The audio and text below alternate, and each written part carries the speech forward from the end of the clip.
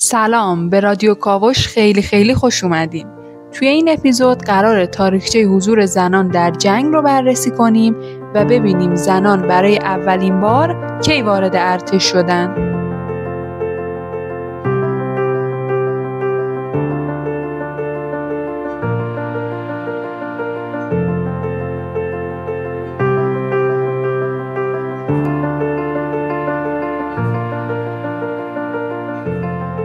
برای اولین بار در قرن 4 قبل از میلاد بود که زنان در شهرهای آتن و اسپارت در کنار مردان یونانی شروع به جنگیدن کردند.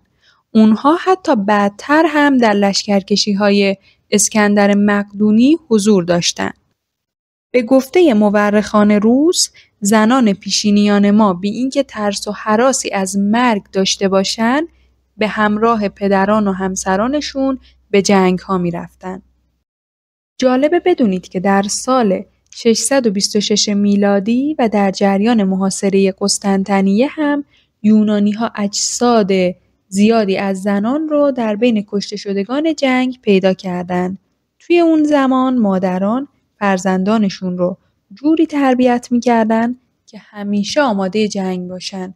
کلاً جنگجو بودن یک ویژگی و صفت خیلی خوب تلقی می شده. در سده‌های اخیر بیمارستان‌های نظامی انگلیس تأسیس شدند و زنها اونجا هم شروع به خدمت کردند. گفته شده که انگلیس بین سالهای 1560 تا 1650 میلادی یه سری بیمارستان‌های نظامی تأسیس میکنه که زنها به عنوان کادر درمان اونجا شروع به خدمت رسانی میکنن.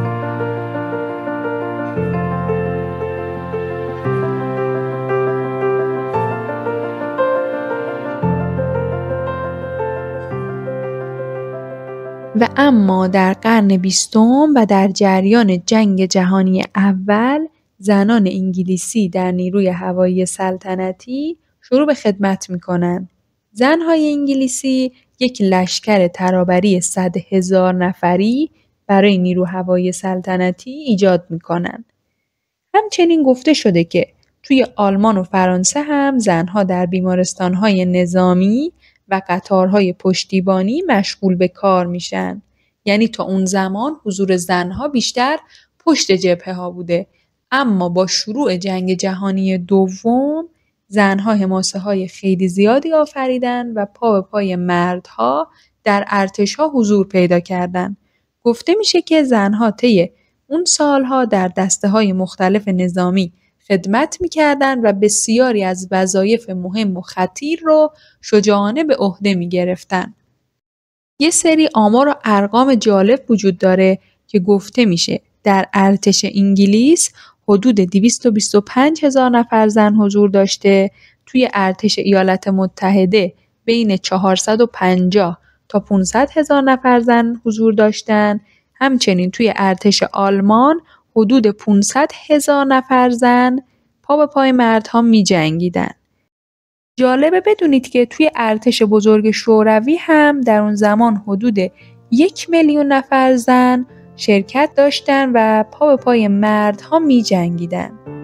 زنها توی این دوران و مخصوصاً از ابتدای قرن 20 وظایف خیلی زیادی رو به عهده گرفتن و خیلی شجاع و قوی پا به پای مردها در میدونهای جنگ حاضر شدن و نقشای خیلی خطیری رو به عهده گرفتن و بسیار خوش درخشیدن.